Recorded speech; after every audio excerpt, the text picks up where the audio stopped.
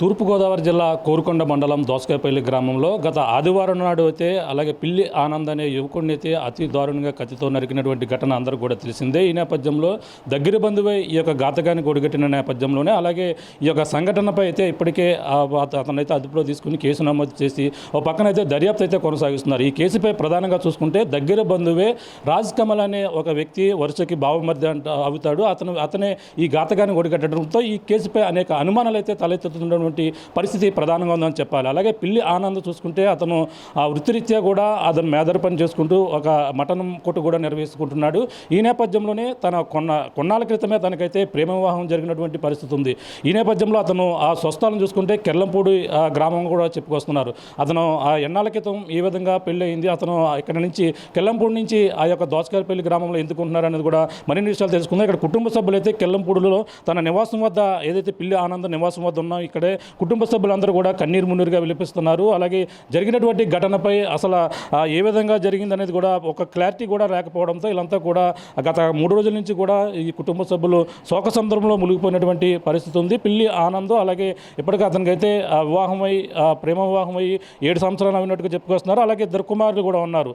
అలాగే తన భార్యతో పాటు అక్కడ ఏదైతే ప్రధానంగా దోసకాయపల్లి గ్రామంలో గత కొన్నాళ్ళ నుంచి కూడా అతన్ని అక్కడే ఉంటూ అతను వ్యాపారం చేసుకుంటూ జీవనం సాగిస్తున్నటువంటి వ్యక్తికైతే దగ్గర బంధువే రాజ్ కమల్ అనే వ్యక్తి ఇంట్లో తనతో పాటు ఉంటూ అలాగే ఆదివారం తెల్లవారుజామున అతనైతే తన వృత్తిరీత్యా వెళ్తున్న నేపథ్యంలోనే మాటు కాసి ఆదివారం తెల్లవారుజామున అయితే అతి కిరాతకంగా ఒక పెద్దని కత్తితో అతనైతే హతమార్చినటువంటి ఘటన అయితే ఒక్కసారిగా తూర్పుగోదావరి జిల్లా ఈ యొక్క కోరుకొండ మండలం దోసకాయపల్లిలో సంచలనంగా మారినటువంటి పరిస్థితి ఉంది. ముఖ్యంగా ఆ యొక్క పిల్లి ఆనంద్ ఇక్కడ సంబంధించినటువంటి తల్లిదండ్రులు అలాగే తల్లి ఉన్నారు. మాట్లాడే ప్రయత్నం చేద్దాం. అసలు ఏం జరిగింది, తన ఆనంద్ ఎందుకు అక్కడ ఉండవలసి వచ్చింది, ఎంతకాలం ఎన్నాళ్ళ క్రితం వివాహం అయిందో మరిన్ని విషయాలు తెలుసుకుందాం. చెప్పమ్మా, మీకు ఆ పిల్లి ఆనంద్ ఏమవుతారు, అసలు ఆ ఆనంద్ అక్కడ ఎందుకు ఉంటున్నారు, మీరు ఇక్కడ అతను స్వస్థలం ఇక్కడికి వెళ్ళంపూడి అండి? నేను పిల్లి ఆనంద్ తల్లినండి. మాది నరేంద్రపురం అండి. మా అత్తవారిది, మా అమ్మగారిది కిర్లంపూడి అండి. నాకు 2 కుమార్తెలు, 1 కుమారుడు అండి, తొలిసూరు కుమారుడు అండి.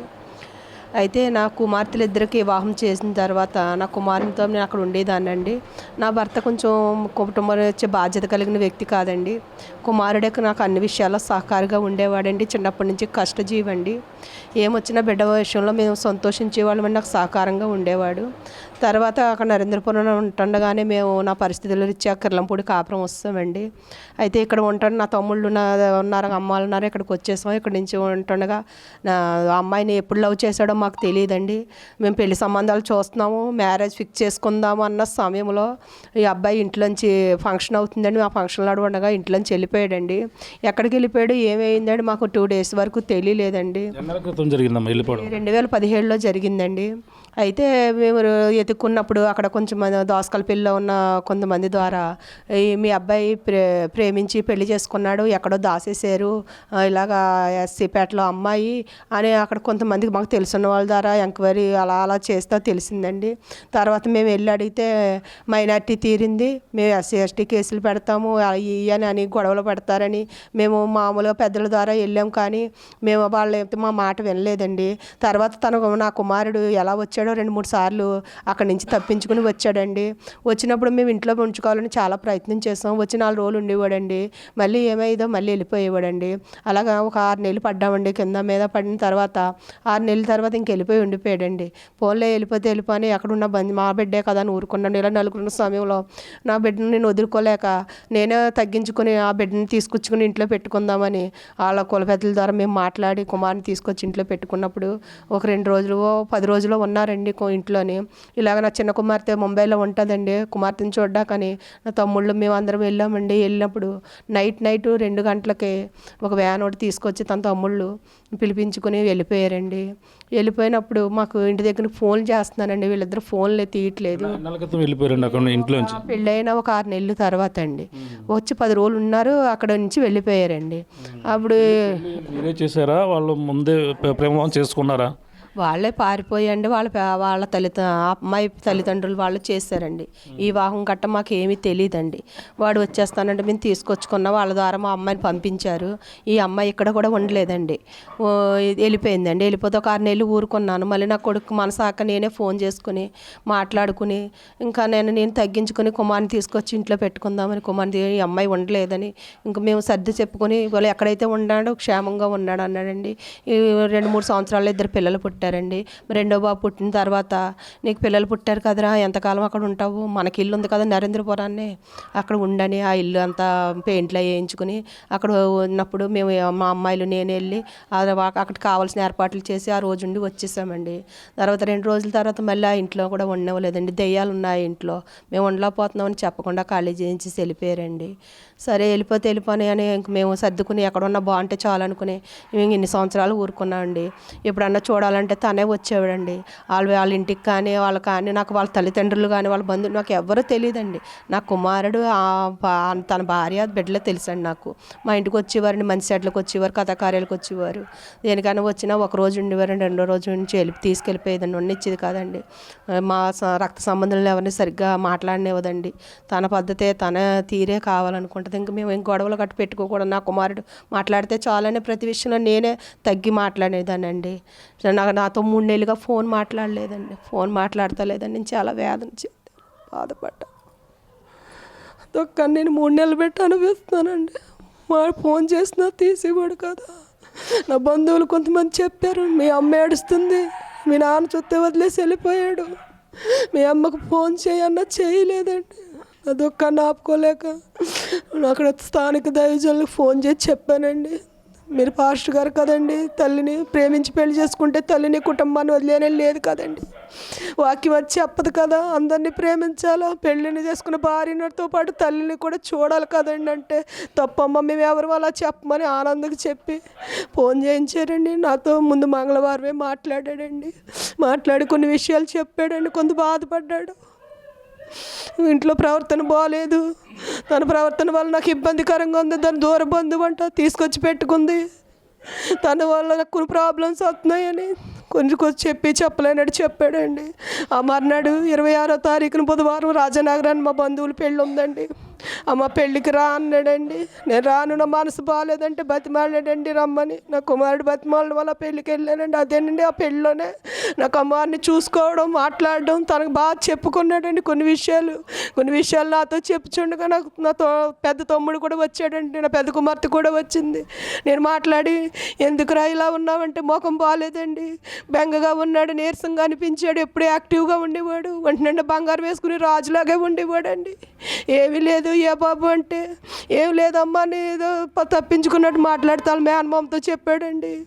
నాకు ఇంట్లో పరిస్థితి బాగాలేదు, నా భార్య నా మాట వింటలేదు అన్నట్టుగా చెప్పాడు. మాయ నీతో మాట్లాడాలి ఒకసారి అని అన్నాడండి. వాళ్ళ మేనమామని చేతులారా చేసుకున్నదేరా, ఇప్పటికైనా ఏమీ లేదు మాట్లాడదాంలే అని చెప్పి ఆ రోజు అలాగా మేము ఇంటికి వచ్చేవండి. తర్వాత ఈవినింగ్ ఫోన్ చేసి మాట్లాడుకున్నాం. తర్వాత మళ్ళీ మా గురువారం ఉదయం ఫోన్ చేసాడండి. అమ్మ బాగున్నావా ఏంటని అడిగాడు. మేము కొన్ని విషయాలు మాట్లాడుకుని లావాదేవీలు అన్నీ చెప్పాడండి. ఆయన ముఖం బాగాలేదు అంటే, అమ్మ వస్తానన్నావు కదరా రారా అంటే, నేను ఆదివారం ఎప్పుడో వస్తాను, లేకపోతే మీరు సోమవారం వద్దురు కానీ నేను రావటం కుదరకపోతే నేను సంతలకు వెళ్తున్నానని చెప్పాడండి. గుంటూరు సంతకెళ్ళి, గుంటూరు నుంచి మళ్ళీ బెబ్బేలు సంతకెళ్ళి వచ్చాడండి. శనివారం ఉదయం సంతలో ఉండగా నేను 2 సార్లు ఫోన్ చేశానండి. ఫోన్ తీయలేదండి. బిజీగా ఉన్నాడేమో కొడుకు, ఏ మేకలు కొంటున్నాడో అని నేను ఊరుకున్నానండి. అంతేనండి. నా కొడుకుతో ఫోన్ రింగ్ మళ్ళీ ఇంక నేను వెళ్ళలేదండి. నేను ఆదివారం ఉదయాన్నే లేవగానే నా పెద్ద తమ్ముడు ఫోన్ చేసి విషయం చెప్పినప్పుడు నేను కుప్పకూలిపోయానండి. ఆ శోకం నేను భరించలేదండి. నేను దిక్కుమాలు చాడి చేసి నా కుమారు నాకు దూరం చేశారండి. నా బాధ ప్రతి తల్లికి అర్థం అవుతుందని నేను చెప్పుకుంటున్నానండి. మేము స్టేషన్ చుట్టూ కొడుకుని పోగొట్టుకుని తిరుగుతున్నానండి. మేము అన్యాయం ఏమనట్లేదు, మాకు న్యాయం జరగాలని. తన బిడ్డలు అక్కడ ఉన్నారండి, ఆ బిడ్డలు కూడా క్షేమంగా ఉండాలని మా బాధ మీరు అందరూ అర్థం చేసుకుంటారని నేను చెప్తున్నానండి. నా కడుపు శోకం తీరందండి. నా కుమారుని మొక్క నేను ఎప్పటికీ చూడలేనండి.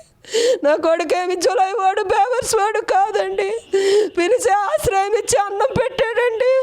అన్నం పెట్టిన చేతినే నరికాడండి ఆ దుర్మార్గుడు.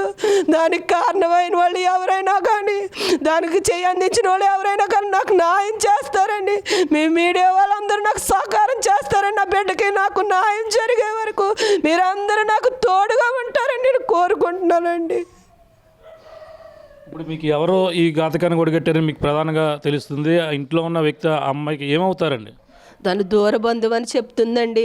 ఒకరేమో అన్నగారు అంటున్నారు, ఒకరేమో మేనమామ అంటున్నారండి. అక్కడ విషయాలు మాకు పూర్తిగా ఎవరు చెప్తారండి? మా బంధువులు కాదు. మాకు అక్కడ ఎవరు తెలిసిన వాళ్ళు ఎవరు ఉన్నా మాకు విషయం చెప్పరండి. అయితే తనకే తెలియాలండి ఏ కారణం చేత ఆ అబ్బాయి నా ఆమెను చూసి ఎందుకు మందలించాడో, ఏం జరిగిందో విషయం అయితే మాకు తెలియదండి. మాకైతే కొంతమంది చెప్తున్నారు అక్కడ కొన్ని గొడవలు జరిగినాయి, కొన్ని సిచ్యువేషన్లు జరిగినాయి, దానివల్ల భార్య భర్తల మధ్య గొడవలు జరుగుతున్నాయి అన్నట్టు అక్కడ తెలిసిందండి. ఎవరు అస్తం ఉందో దానికి గొడవ కారణం ఏంటో, తన తెచ్చుకెట్టుకున్న వాడు ఎందుకు చంపవలసి వచ్చిందో, నా బిడ్డకి ఎందుకు అలాగ చేయవలసి వచ్చిందో మీరందరూ కూడా ఆలోచించండి. ఆ స్థానంలో మీ బిడ్డ ఉంటే మీకు ఎంత బాధపడతారో నా బాధను అర్థం చేసుకోండి. తనే ఒకవేళ ఆ బిడ్డ ఆ కోడలు వచ్చి నా ఇంట్లో ఉంటే తనకేదన్నా జరిగితే మా కుటుంబాన్ని అంతా తీసుకెళ్ళి స్టేషన్లో కూర్చోబెడతారండి. కానీ మా బిడ్డను పోగొట్టుకున్నాం, మేము స్టేషన్ చుట్టూ తిరుగుతున్నాం. మాకు ఎప్పుడు న్యాయం జరుగుతుంది? మాకు ఎలా న్యాయం జరుగుతుంది? ఉన్న బిడ్డలు ఇద్దరు బిడ్డలు కూడా క్షేమంగా ఉంటారా, ఏమన్నా అవుతుందా అని భయం మాకు చాలా వెంటాడుతుందండి. మాకు అదే కోరుకుంటున్నాం. నా బిడ్డలకు ఇద్దరు బిడ్డలు ఉన్నారండి, మగ బిడ్డలు. ఆ బిడ్డలు కూడా మాకు క్షేమంగా ఉండాలని మేము కోరుకుంటున్నామండి. ఈ విషయంలో మీరు న్యాయం చేస్తారని మీ వీడియోలో అందరికీ నేను చేతులెత్తి చెప్తున్నానండి. అంతకుముందు మీతో చెప్పుకున్నాడు, అలాగే ఆనంద్ మీకు సంబంధించిన బాధ అంతా చెప్పుకున్నాను. అప్పుడు ఇటువంటి సందర్భాలు అతను ఎవరైతే వ్యక్తి ఉన్నారో రాజకమల్ అన్న వ్యక్తి అంటున్నారు, అలాగని అనుమానిస్తున్నారు. పోలీసుల అదుపులో కూడా ఉన్నారంటున్నారు. ఈ సంబంధించినటువంటి అతని మీద ఏమైనా చెప్పడం జరిగిందా? ఏమైనా మాట్లాడారు? మేమేం మాట్లాడలేదండి. ఇలా గొడవలు అవుతున్నాయి, తన దగ్గర బంధువు చుట్టమని అతని వల్లే కొన్ని కలహాలు వస్తున్నాయి అని అనుకున్నాం. కానీ మాకు అక్కడ అంత జరిగిన అంత వివరంగా చెప్పలేదండి. నేను కొంచెం బాధపడతానని, అంటే మమ్మల్ని వ్యతిరేకంగా పెళ్లి చేసుకున్నాడు. 8 సంవత్సరాలుగా వాళ్ళ కుటుంబంలోనే ఉంటున్నాడండి. అక్కడి నుంచి బయటకు వచ్చే బాబు మన స్థానం కాదు, వాళ్ళు మన వాళ్ళు కాదు. విలువ లేని చోట ఎక్కడ పుట్టావు, ఎక్కడ ఉంటున్నావు? అంత బతికి అక్కడ ఉండకూడదు. నువ్వు విలువ ఉండదు. ఒక స్థానం అంటూ నీకు ఉండాలి. నీకు మా దగ్గర ఉంటే ఇష్టం, లేకపోతే ఏ రాజానగరమో దోసకల్పిల్ల మన నరేంద్రపురమో మీ వాళ్ళ పెద్దనాళ్ళ బంధువులు అందరూ అక్కడే ఉన్నారండి. అక్కడికి వచ్చి ఉండమని ఎన్నోసార్లు ఏడుతూనే ఉన్నామండి. ఎంతమంది చెప్పించినా ఆ అమ్మాయి ఆ పేట వదిలి రానివ్వలేదండి. ఆ పేట వదిలి కొనుక్కున్నారండి ఇల్లు పోని, ఇంకా దోసక పిల్లని ఇంకా ఇల్లు కొన్నాడండి. ఆ ఇంట్లోకి కూడా రానివ్వలేదండి. ఆ పేట అట్టుకుని బయటికి రానివ్వలేదండి. తల్లిదండ్రులతో అక్కడ అయ్యే ప్రాంతంలోనే ఉంటుందా? వాళ్ళ గృహంలోనే ఉంటుందండి. ఆ గృహంలోనే ఉంటుందండి. తల్లిదండ్రులు కానీ వాళ్ళు కానీ కూడా అక్కడ ఎవరో వాళ్ళ తల్లిదండ్రులు, 2 తమ్ముళ్ళు, ఆ బంధు బలగం అంతా తనదేనండి. అప్పుడు మరి మాకు బలం ఎలా వస్తుందండి? వంట రోడ్ అండి. వాళ్ళు కష్టపడి తెస్తాడండి. ఎక్కడికి వెళ్ళినా బంగారం అండి, కష్టజీవండి. రాత్రులు పగలు కష్టపడితే తెలుసండి. ఒకళ్ళు చేతనైతే సాయమే చేశాడండి, ఎవరికి అన్యాయం చేయలేదండి నా బిడ్డ. చిన్నప్పటి నుంచి జాలిగల మనసు అండి. ఆ జాలి ఆడి ప్రాణాన్ని తీసేసింది. ప్రేమించి పెళ్లి చేసుకున్నాడండి. తన ప్రేమకు కట్టుబడి నా కొడుకు అక్కడ 8 సంవత్సరాలు తను ఎంతగా చూశాడో, ఏ విధంగా ఆ బిడ్డని అది రాజభోగం ఇచ్చాడో తన భార్యకి తెలుసండి. ఎలా పరిచయం అంటే ఇక్కడ తన నరేంద్రపురం అంటున్నారు, దోసకపల్లిలో ఎలా పరిచయం ఏర్పడిందండి? నరేంద్రపురం నుంచి దోసకల్పల్లి వ్యాపారాల నిమిత్తం తిరుగుతారండి మా వాళ్ళు. మా వాళ్ళు అక్కడ రావణానే ఉండేవాడండి. వాడు కూడా తిరిగేవాడండి. వాడు అక్కడ పేటలో ఏ అమ్మాయితో అక్రమ సంబంధంతో తిరిగేవాడంటే కూడా తిప్పుకునేవాడండి. వీడు ఇలాగ ఈ అమ్మాయిని ఆ అబ్బాయి ద్వారా అంటేసారండి. వీడు డబ్బు చూసి మా ఎప్పుడు హోదాగానే ఉండేవాడండి. నా కొడుకు అయితే డబ్బు బంగారు ఎప్పుడు అటు చేతినండి ఉండేదండి. వాటికి అలవాటు పడి మా అబ్బాయిని అయితే అలా ట్రాప్ చేశారండి. ఇంకా ఆ విషయాలు ఎందుకంటే చెప్పుకోవడం, పెళ్ళి అయిపోయింది కదా అని మేము ఇంకెవరితో చెప్తలేదండి. ఇంకా ఎంతకాలం కేసు చేరాడు అంటున్నాడు. మీ గతంలో ఫోన్లో మాట్లాడారు అంటున్నారు. మన లాస్ట్ ఇయర్ గురువారం కూడా మాట్లాడామంటున్నారు. అప్పుడు ఇతను ఎంతకాలం క్రితం ఇంటికి చేరడం జరిగిందని చెప్పడం జరిగింది? కలుస్తాం కదమ్మా, మాట్లాడుకుందాము అని అనుకున్నాం. కానీ ఫోన్లో కట్ట ఎంతకాలం అయింది బాబు అని కూడా నేను అడగలేదండి. ఈ బాధ గ్రహించుకుని మాట్లాడటం మానేసాడు కదండి. నాకు కూడా నా కొడుకు దగ్గర ఉండాలని ఆశ ఈ 3 నెలలు బట్టి ఎక్కువైపోయిందండి. ఆ బిడ్డలను చూడాలా, నా బిడ్డలు అందరు మనవరాళ్ళ నా బిడ్డలు నేను దగ్గర పెట్టుకుని చూసుకోవాలని నాకు ఎక్కువ నేను ఇక్కడ కిర్లంపూడి ఈ గృహంలో ఉంటానండి, అద్దెకి తీసుకుని ఉంటున్నానండి. ఆశ ఎక్కువైపోయిందండి. ఇలా జరుగుతుందని మేమేం అనుకోం కదండి. ఇంకా బయటకు వస్తాడేమో, నా కుమార్ దగ్గరికి వెళ్ళో 2 రోజులు ఉందాం, తను వచ్చి కూడా 2 రోజులు ఉంటాడు, అంతేగాని మేము వేరే ఉద్దేశాలు పెట్టుకుని ఏం ఉండలేదండి. సడన్గా ఈ ఇన్సిడెంట్ మా కుటుంబాన్ని అంతటిని కృంగ తీసేసిందండి. మా బంధువర్గం అంటే ఏం చేస్తున్నారు, మన బిడ్డని ఎందుకు ఇలా పోగొట్టారని అందరూ వచ్చి అడుగుతున్నారండి. నా కొడుకు అంతా కాని పని ఎవరికి చేయలేదండి, తప్పుడు పని చేయలేదండి. ఎందుకంటే నా కొడుకు అంత వేదకరమైన మరణమైన కోడిని కోసేసినట్టు, కుక్కను కోసేసినట్టు అంత దారుణంగా చంపవలసిన పని ఏంటండి. ఒకవేళ కోపం ఉంటే కొట్టలేకపోయారా? ఎందుకండి ఒక జీవిని అలాగా కోసేసినట్టు ప్రాణం ఎంత వెలువెల్లాడి ఉంటుందండి ఆ టైంలో. ఏం కోరుకుంటున్నారు ఫైనల్గా? మరి పోలీసులు ఏమంటున్నారు, మీరు ఏం కోరుకుంటున్నారు? మాకు న్యాయం జరగాలని కోరుకుంటున్నామండి. నా కొడుకు 2 కుమారులు ఉన్నారండి. ఆ కుమారుల విషయంలో కూడా మీరు అందరూ ఆలోచించండి. నా కొడుకే బాబుకు 6, 5 ఉంటాయండి, 5 లేకపోతే 4, 7 అలా ఉంటాయండి, మధ్యలో ఉంటాయండి. 2 బిడ్డలు కూడా రత్నాలు లాంటి బిడ్డలండి. నా కొడుకు ముఖం వాళ్ళలో చూసుకోవాలి, నా రక్తం మా దగ్గర ఉండాలండి, అది కోరుకుంటున్నామండి. నా బిడ్డ విషయం, చంపిన వారి విషయం న్యాయం జరగాలండి, మేము అంతే కోరుకుంటున్నాం. మేము అన్యాయం ఏమి అనమండి.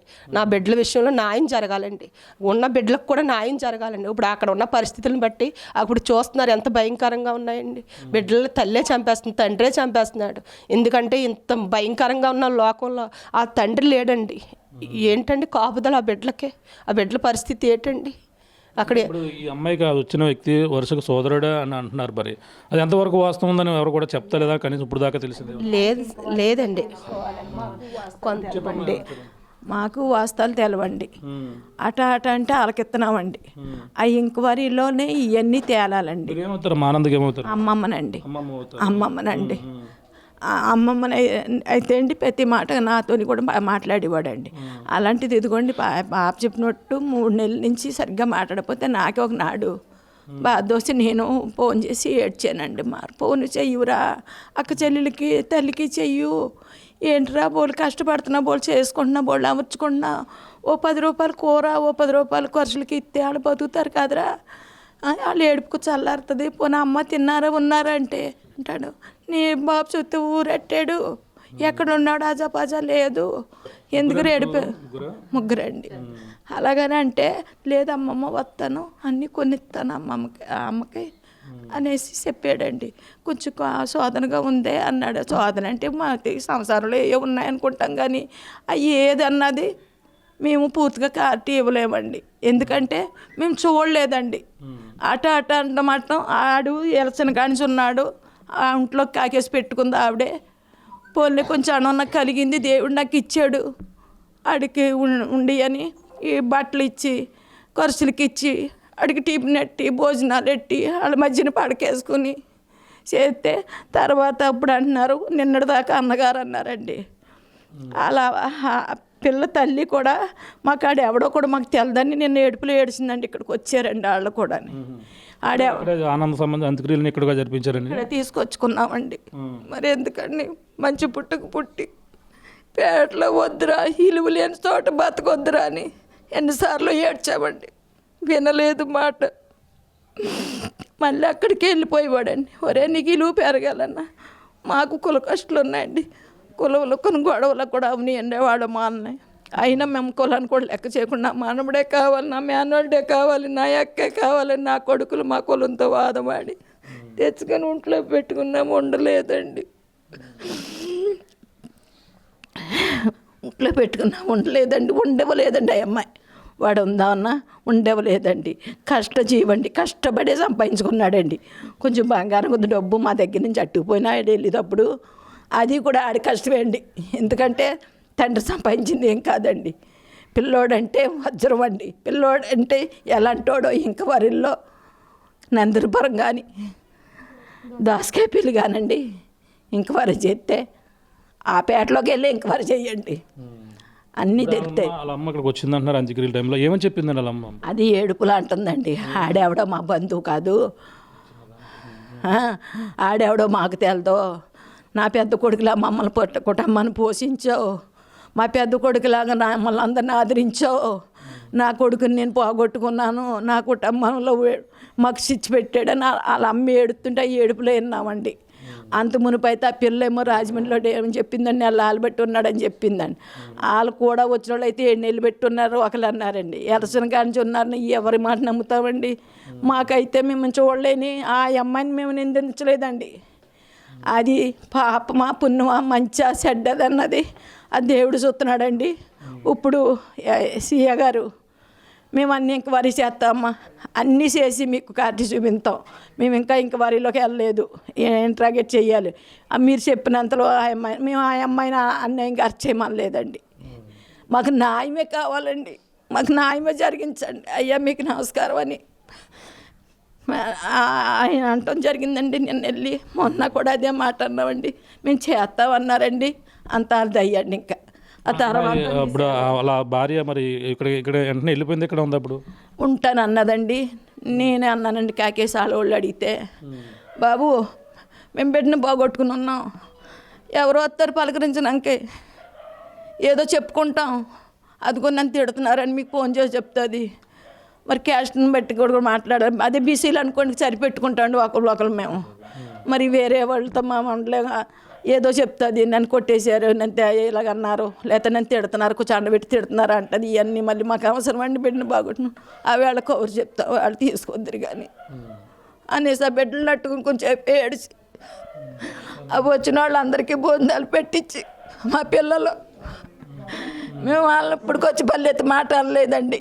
ఎందుకంటే న్యాయం తీర్చేవాడు దేవుడు ఉంటాడు, దీన్ని పరిశీలించేవారు జనాలు ఉంటారు. బోలన్నీ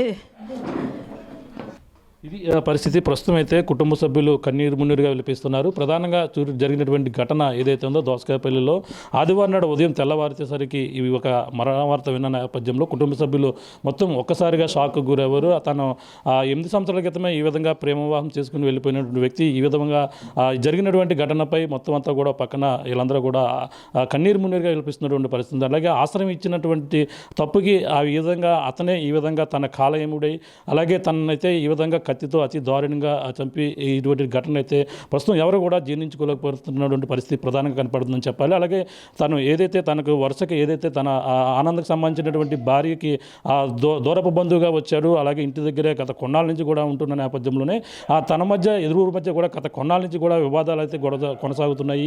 ఈ గొడవ విషయం తన తల్లికి కూడా చెప్పుకుని ఆనంద పలుసార్లు బాధపడిన సందర్భాలు ఉన్నాయంటూ కూడా తల్లి అయితే చెప్పుకొస్తున్నటువంటి పరిస్థితి ఉంది. ఈ నేపథ్యంలో ఈ యొక్క ఆదివారం అంటే గత వారం రోజుల లోనే తనకు పోయిన గురువారమే తనైతే మాట్లాడినటువంటి పరిస్థితి ఉంది. ఈ నేపథ్యంలో ఆదివారం జరిగిన ఘటనపై పక్కన తల్లి అనేక అనుమానాలు అయితే వ్యక్తం చేస్తున్నారు.